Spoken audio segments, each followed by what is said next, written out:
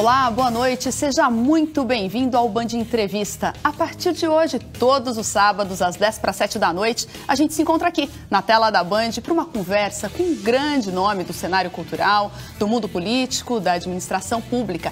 Quem é notícia passa por aqui. E o convidado do programa de estreia do Band Entrevista é o governador da Bahia, Rui Costa, do PT. Boa noite, governador. Boa noite, Silvia. É um prazer enorme. Muito obrigado. Muito obrigada por aceitar o nosso convite. Governador, queria começar com um balanço dessa gestão. Um balanço recente, um levantamento publicado, mostra que o senhor tinha cumprido até o final do terceiro ano 59% das promessas de campanha. Era o melhor índice era o melhor índice do governo, mas entre os governadores, mas também não chegava a 100%. Então, a minha pergunta para o senhor é, dá para cumprir 100% das promessas de campanha? Ô, Silvia, e é bom destacar que dos 27 governadores, eu fui o que registrei na Justiça Eleitoral e em termos quantitativos de compromisso, a Bahia, eu me coloquei em primeiro lugar. São mais de 120 compromissos assumidos e chega ao índice de quase 60%. Outros estados e outros governadores assumiram compromisso apenas de 40 itens ou de 50 itens. É evidente que o desafio que nós nos colocamos foi muito maior, mas nós estamos caminhando esse primeiro semestre. Vai ser um semestre de muitas entregas, de estradas, de policlínicas, e nós chegaremos com certeza a um percentual em torno aí de 80 e poucos por cento. De promessas cumpridas. De compromissos cumpridos. Eu não gosto de chamar de promessa, que é o nome, eu normalmente chamo de compromissos executados. Então, considerando que são 4 anos de muita crise no Brasil, é um número extraordinário, o que garante, eu diria, a execução de todos os compromissos que nós fizemos. E já posso lhe perguntar, então, qual é a marca dessa sua primeira gestão? Olha, a marca, eu diria que é a preocupação com o social, com a saúde, com a educação e com programas de inclusão social, além, é evidente, de grandes obras de infraestrutura, especialmente na área de mobilidade urbana. E a marca da segunda gestão? Olha, a marca da segunda gestão eu espero falar depois da eleição. Eu acho que é prematuro a gente está falando de um segundo mandato antes do povo decidir pelo segundo mandato. Mas não há nenhuma dúvida que o senhor é candidato à reeleição. Isso é líquido e certo. Sim, se os partidos assim desejarem, a minha decisão está tomada, eu sou candidato à reeleição e estamos costurando manter a mesma base de apoio para a inscrição no dia 15 de agosto, quando será feita a inscrição dos candidatos. Uma chapa com João Leão e Jacques Wagner para o Senado lhe agrada? Olha, agrada. Leão é meu vice-governador e eu já conversei com ele e tem sido um parceiro extraordinário. Eu deixei ele à vontade. Nós temos até o mês de junho para tomar a decisão e ele vai definir se continua na vice ou se compõe a chapa do Senado. Se o senhor pudesse escolher por ele? Não, eu estou deixando ele à vontade para que ele escolha. Então, vamos supor que João Leão tenha escolhido o Senado. O senhor fica com Antônio Brito ou Ângelo Coronel para vice? Não, aí eu vou dialogar com o presidente do partido, senador Otto Alencar, a melhor alternativa, e vamos avaliar também a recepção em relação à população. Isso tem que ser avaliado, eu vou sentar com o Otto e nós vamos decidir, seja a vaga de Senado, seja a vaga de vice, nós vamos sentar com o Otto, com o Litz, com todos os partidos e avaliar os nomes. É uma decisão que eu quero fazer coletiva. Nós vamos realizar esse mês uma reunião de todos os partidos, do Conselho Político, e vamos conversar até o mês de junho, quando bateremos o martelo. O posto de vice da sua chapa pode ir para outro partido, governador? O outro partido, sim, pode. Se o Leão optar por estar no Senado, o outro partido ocupará a vaga de vice. E o PP? O senhor acha... O PP tem namorado um pouquinho com o prefeito ACM Neto. O senhor acha que mantém o PP na sua base? Tenho absoluta certeza que nós teremos o PP e o vice-governador João Leão compondo a nossa chapa. E se o PP nacional votar a favor da reforma da Previdência, como é que fica? Olha, nós não podemos amarrar as alianças no Estado a um cenário nacional, porque há uma multiplicidade de fatores que levam os partidos a definirem nacionalmente suas posições, e nós temos partidos aqui que são oposição no Senado Nacional e temos partidos que são base de apoio ao governo federal. Então, nós não pretendemos limitar nossas alianças e nossa relação de acordo com a posição deste ou daquele partido em relação ao Senado Federal. Fala mais um pouquinho de política nacional antes da gente chegar na administração e olhar a administração mais de perto. O senhor, todas as vezes que perguntado, tem condenado a condenação do presidente Lula. Minha pergunta para o senhor, governador, é se o senhor tem dúvida de que houve um esquema de corrupção envolvendo o governo federal ou se o senhor acredita que, a despeito de ter havido ou não houve envolvimento do ex-presidente Lula? Olha, a minha posição é muito clara. Eu acho que nenhum cidadão brasileiro, está acima da lei. Mas todo e qualquer brasileiro merece ser tratado, inclusive o presidente Lula, com a lei, com o que está na Constituição. E a Constituição e a lei federal é clara. As pessoas têm que ter comprovado o seu envolvimento pessoal para que eles tenham uma condenação. Então, alguém não pode supor que é impossível que ele não soubesse. Ou eu acho que ele aceitaria o apartamento. E condenar alguém a 12 anos de prisão, porque o juiz não tem um bilhete escrito, não tem uma mensagem de zap, como o povo gosta de dizer, não tem um e-mail, não tem registro no cartório, não tem uma gravação telefônica, reviraram o apartamento dele e as coisas dele de cabeça para baixo, não acharam nada, nem um rabisco de papel. E o juiz escreve, eu não tenho prova, mas eu estou convencido. Aí eu pergunto, em que país desenvolvido do mundo alguém seria condenado a 12 anos de prisão? Porque o juiz está convencido, na Alemanha, na Suíça, na Noruega, na Espanha, em que lugar do mundo alguém, independente de ser ex-presidente ou não, seria condenado a 12 anos, porque o juiz não tem prova alguma, mas se convenceu do envolvimento da pessoa. Então, não há dúvida que ao longo de muitos anos, e ainda hoje se tem corrupção no Brasil. Isso nenhuma dúvida. E acho que quem está envolvido tem que pagar pelos seus erros. Qualquer um que ficar comprovado o envolvimento tem que pagar pelos seus erros. Agora, a pessoa tem que comprovar que o outro, pelo menos uma mensagem de zap, ou até um e-mail aqui, tem um registro de cartório, tem uma gravação de telefone, tem alguma coisa. Agora, você não encontra nada e condena um ser humano a 12 anos de prisão porque o juiz se convenceu, um juiz que tira foto com pessoas de um partido político. O senhor vê uma politização, então, não tenho dúvida dessa discussão disso. toda? Eu acho que acho que a justiça, em qualquer lugar do mundo, ela é imprescindível. O papel da justiça é tão nobre, que em todas as constituições do mundo diz lá que um juiz não pode ter filiação partidária, não pode ter militância partidária. Por quê? Porque é para preservar o juiz da influência. As principais democracias do mundo, os Estados Unidos, a Alemanha, os principais países do mundo, sequer a sessão do STF, da Suprema Corte, é filmada, é televisionada. Por quê?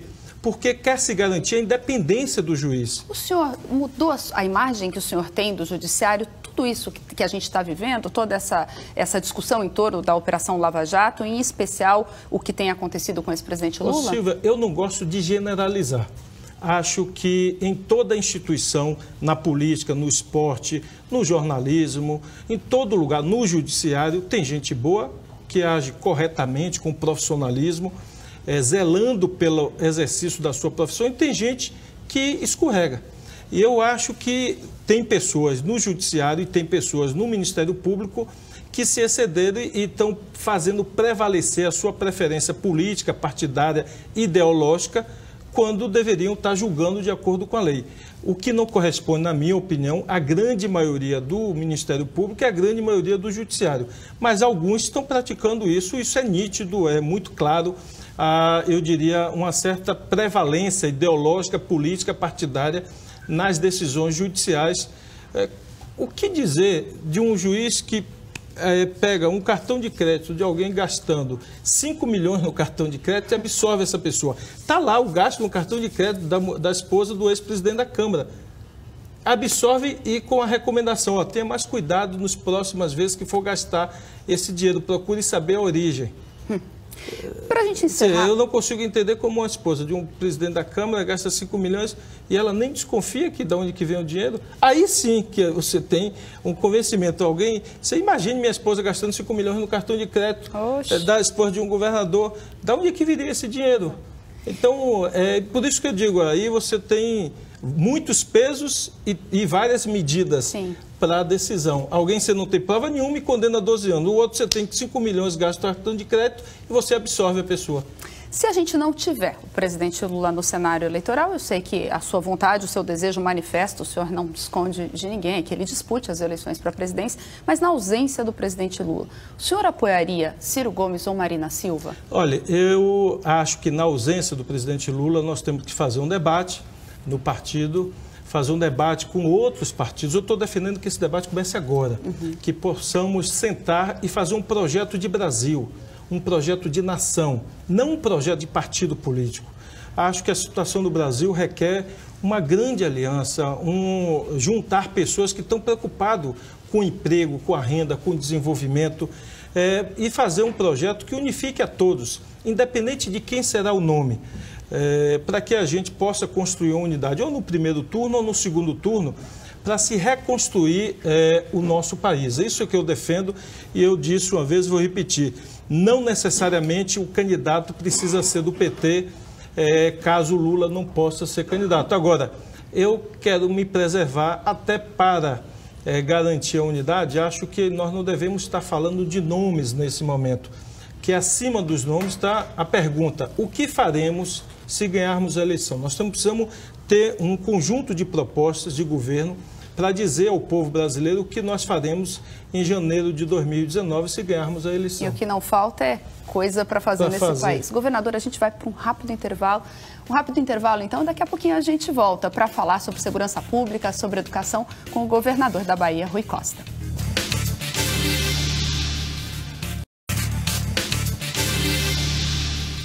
Olá, estamos de volta e o convidado de hoje do Band Entrevista é o governador Rui Costa, do PT. Governador, vamos falar um pouquinho agora da política local, da administração pública. O senhor só estudou em escola pública, formou-se em economia e chegou onde chegou. Minha pergunta é, as crianças que hoje estão cursando aí a nossa escola pública aqui no estado da Bahia, têm condições de chegar onde o senhor chegou? Tem condições e esse é o desafio nosso. Acho que é o desafio do Brasil. Requalificar a escola pública e nós estamos num esforço grande. Eu criei alguns programas para fortalecer o ensino, a parceria com os municípios e nós fizemos inclusive o Pacto pela Educação, que nós batizamos de Educar para Transformar. E junto com ele criei o programa Mais Futuro, que é uma bolsa de estudo para os jovens que estão na universidade, o programa Primeiro Emprego, que é uma oportunidade para quem concluiu o segundo grau. Nós já temos 5 mil jovens no primeiro emprego, 8 mil jovens no Mais Futuro e também um programa de estágio que nós já passamos de 5 mil oportunidades para estágio na rede estadual. Enfim, e estamos com um programa de escolas culturais, temos investido bastante, mas precisamos, eu diria, ter uma base melhor. A maioria dos municípios da Bahia, inclusive a capital, não oferta ensino infantil. E eu não sou especialista em educação, mas sou apaixonado por educação, que no meu entender a educação é que transforma a vida do ser humano. E lendo sobre educação, eu vi que a capacidade de raciocínio do ser humano se desenvolve nessa faixa, 4, 5, 6 anos de idade. É onde você precisa ter a atenção do ensino infantil, ter as creches. E nós temos uma oferta muito baixa de creches, inclusive na capital. Isso dá uma alavancada importante na criançada e eu acho que o desafio de um governo federal, a presidenta Dilma chegou a fazer isso, fez um projeto chamado Mais Infância e lançou 6 mil creches no país, algumas ainda não foram concluídas, mas eu acho que é preciso avançar muito na oferta de ensino infantil para a gente construir a caminhada desde cedinho, uma caminhada que seja evolutiva e que as crianças tenham capacidade de ir aprendendo. Falta investimento da Prefeitura de Salvador em particular e das prefeituras em geral no ensino infantil, governador? Ao longo dos anos nós não tivemos, e no caso de Salvador a situação é muito crítica. É a pior capital do Brasil na oferta de ensino infantil. Entre todas as cidades capitais do Brasil é a pior oferta de ensino infantil. Isso impacta muito no aprendizado das crianças, logo quando as crianças deviam estar muito motivadas a aprender lá no início, no ensino fundamental. Bom, o senhor falando um pouquinho da Prefeitura de Salvador, que é comandada aí por ACM Neto, do DEM, o senhor deu uma entrevista recente ao jornal Folha de São Paulo, no qual o senhor fez duas críticas, não tão diretas, mas ali, para bom entendedor, a crítica estava feita. O senhor disse que demoram 10 meses, se eu não me engano, 10 meses os alvarás de paisagismo do metrô e 11 meses as ordens de serviço das passarelas. O senhor vê um boicote político da Prefeitura de Salvador ao governo do Estado? O que eu vejo é um excesso de politização e eu diria até uma certa partidarização para analisar coisas que são técnicas. Então, às vezes, isso é ruim para a gestão e para a população. Quando você coloca no lugar da técnica, da administração, você coloca a política.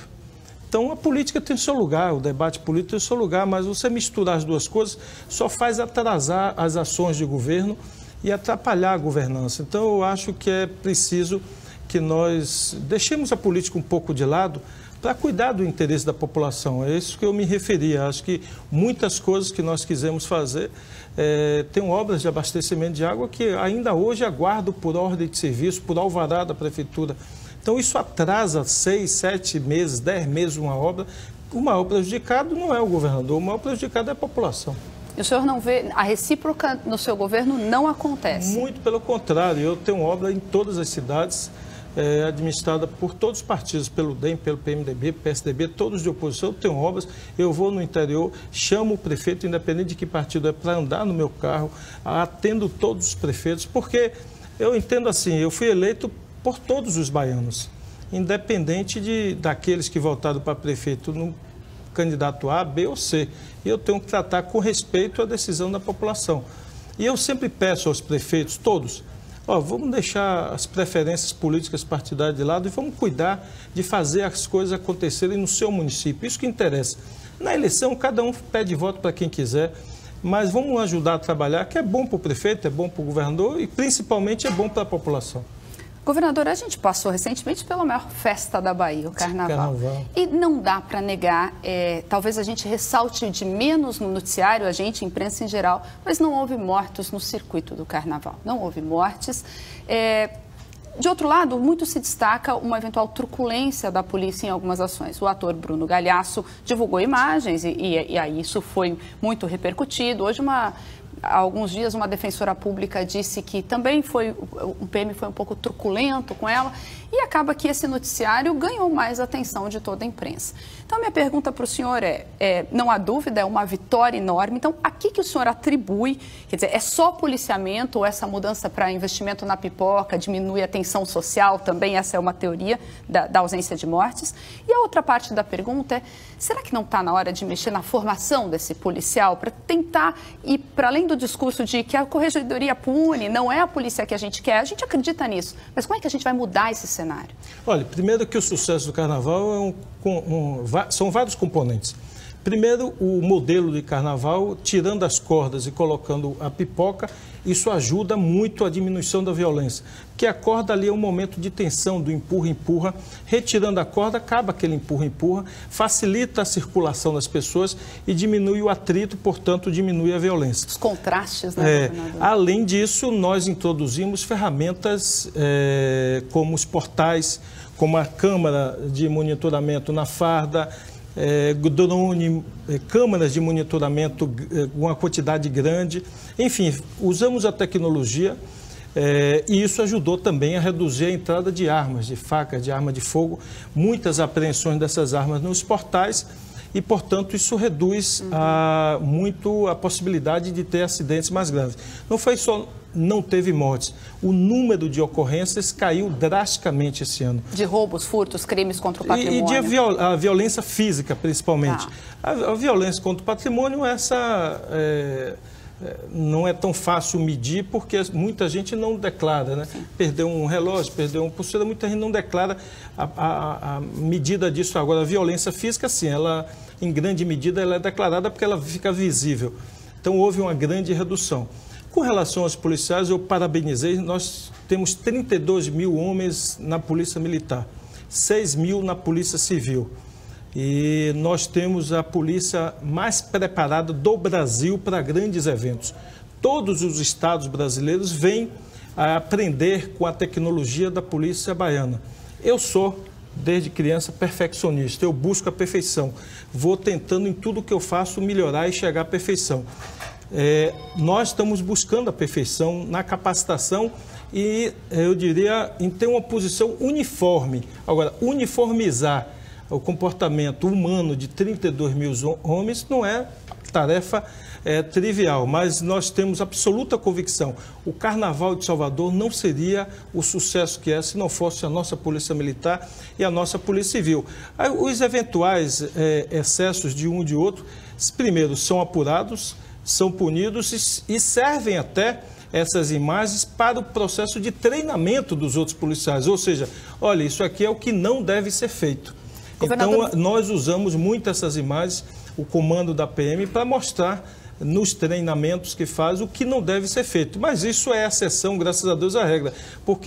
Mas às vezes a notícia negativa é que circula mais. Se você botar uma notícia positiva num zap, ele circula pouco. Se você botar uma notícia negativa, viraliza rapidamente. A gente vai para um rápido intervalo e já volta. Daqui a pouquinho, mais um pouquinho de conversa sobre segurança pública com o governador Rui Costa. Até já.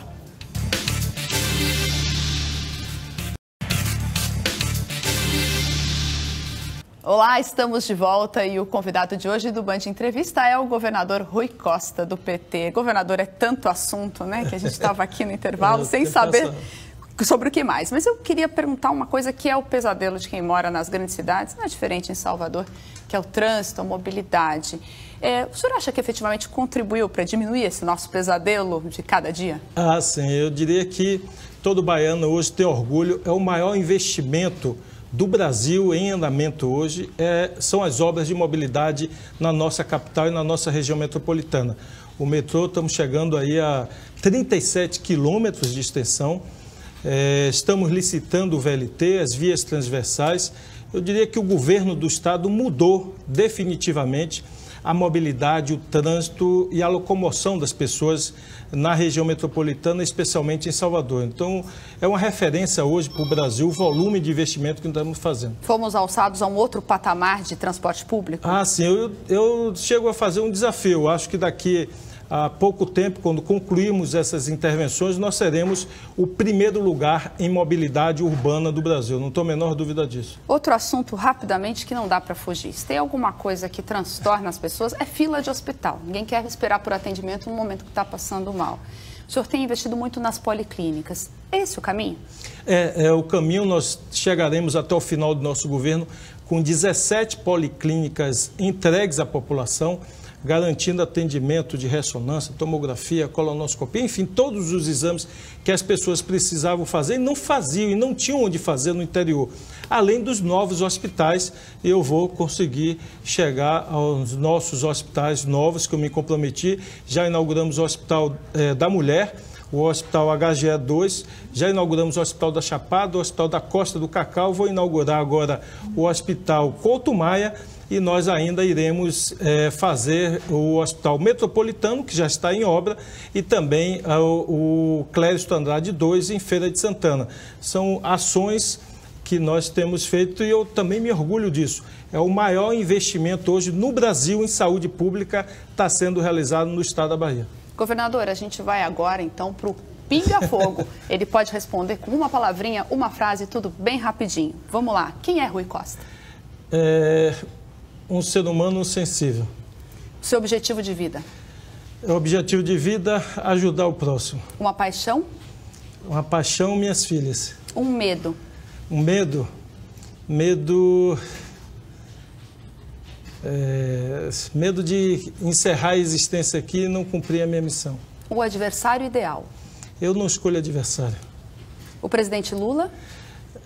Uma história de vida e uma contribuição magnífica para o Brasil. O judiciário?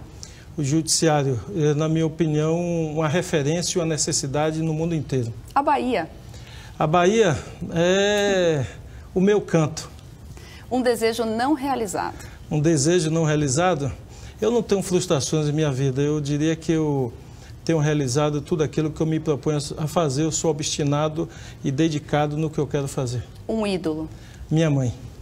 Governador, muitíssimo obrigada pela sua entrevista, por seu tempo, pela sua generosidade de vir aqui responder as nossas perguntas. Eu que agradeço a oportunidade e o privilégio de ter sido o convidado para a abertura e desejando sucesso absoluto aqui nas próximas edições. Obrigada. A gente fica por aqui. No sábado que vem tem mais às 6:50 da noite. Band Entrevista. Eu espero você. Até lá.